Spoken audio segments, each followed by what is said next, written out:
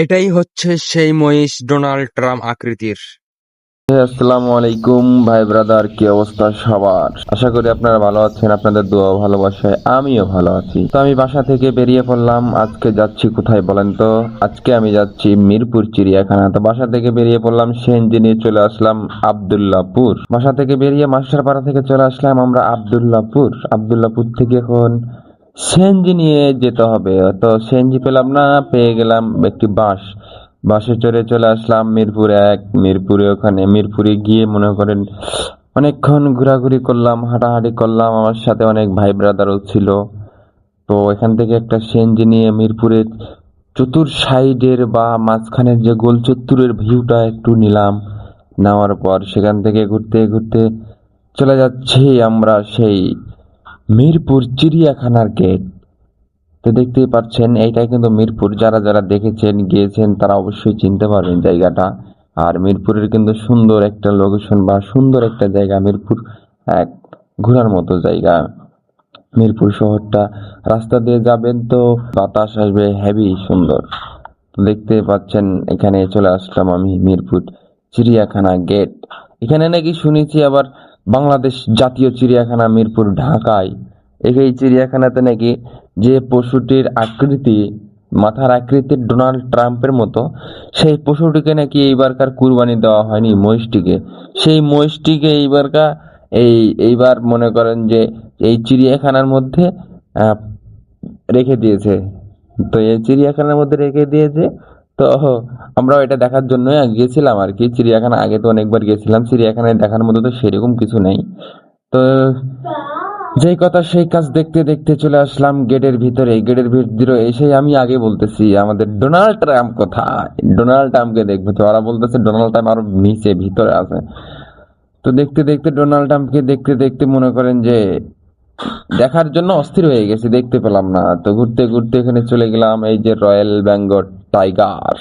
ওর জন্ম তারিখ 1-3-2017, মানে তার বয়স হচ্ছে 9 বছর বয়স। 9 বছর বয়সে তার অবস্থা কি দেখতে পাচ্ছেন আপনারা। তবে অনেক বড় ছিল রয়্যাল বেঙ্গল টাইগার, বাঘটি অনেক বড় ছিল। সেটা দেখে আমার ছেলে অনেক ভয় পেয়ে গেছে, বলছে আব্বু পালিয়ে যাব, বাঘ আমাকে খেয়ে নিবে। এদিকে এসেই দেখি কেউ বিছনা নিয়ে এসেছে, কেউ খাবার নিয়ে এসেছে। তো এখানে দাঁড়িয়ে একটা ভয়েস দিলাম।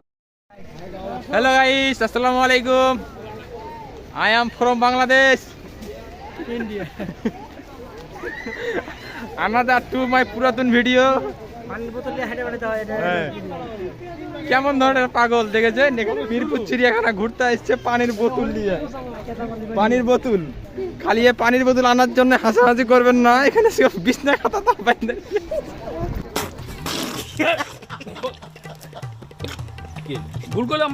জাতীয় চিড়িয়াখানার যতগুলো কাজকাম থাকে সম্পূর্ণ কাজকাম এই গন্ডারটি করে। এই জন্য তার জীবনে এতটা খাস্তানা বা এতটা কষ্ট বুঝতে পারছেন, তাকে কত মানুষজন দেখছে। এ বেটা এই দেখ, আমরা ঢাকা 2 বাবুটা কুন্ডি আছি দেখ। এই যে দেখ কত বড় হাতি, তোরা দেখা বাবু, তোরা বাপের জন্মে হাতি দেখা বাবু এত বড়। এখানে একটু ফানি করলাম, ফানি করার পর দেখতে পাচ্ছেন হেঁটে চলে যাচ্ছি। এখানে উটের আবার বয়স হয়ে গেছে। বয়স হয়ে যাওয়ার কারণে টোটা গালসা মালসা সম্পূর্ণ ঝুলে গেছে। তারে আর দেখলাম অনেকক্ষণ, দেখার পর সেখান থেকে চলে গেলাম, বিদায় নিলাম। অনেক মানুষ ওখানে দেখতেছে, দেখার পর আমরাও দেখলাম, দেখে টেকে চলে যাচ্ছি এখন আবারও। এই যে তারপর আমার ছেলেকে বললাম তুমি একটু দৌড় দিয়ে এসে রিয়াকশন দাও। রিয়াকশন এটা নিয়েও ভিডিও আছে, আপনারা দেখতে পাবেন আমার পেজে, ভিডিও আপলোড হবে।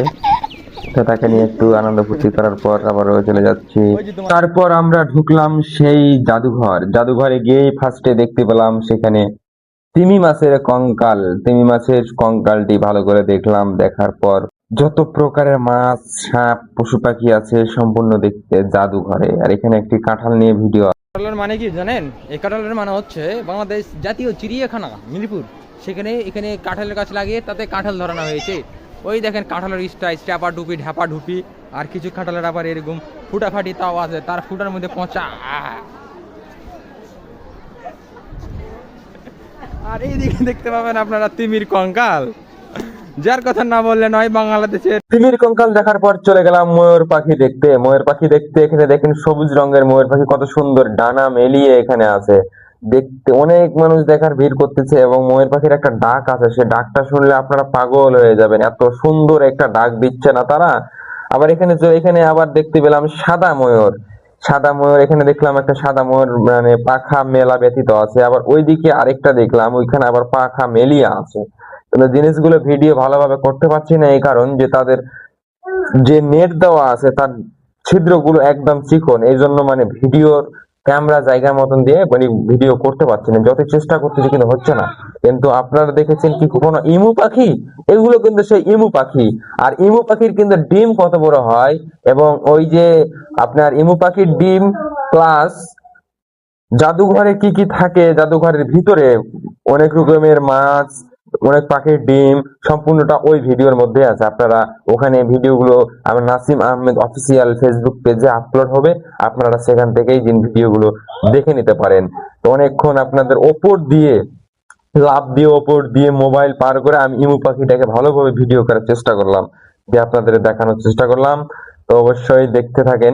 ইমু পাখির কিন্তু একটা ডাক আছে, সেই অদ্ভুত একটি ডাক, সে ডাক অনেকক্ষণ যাবত শোনার পর এটাই হচ্ছে সেই মহিষ ডোনাল্ড ট্রাম্প আকৃতির।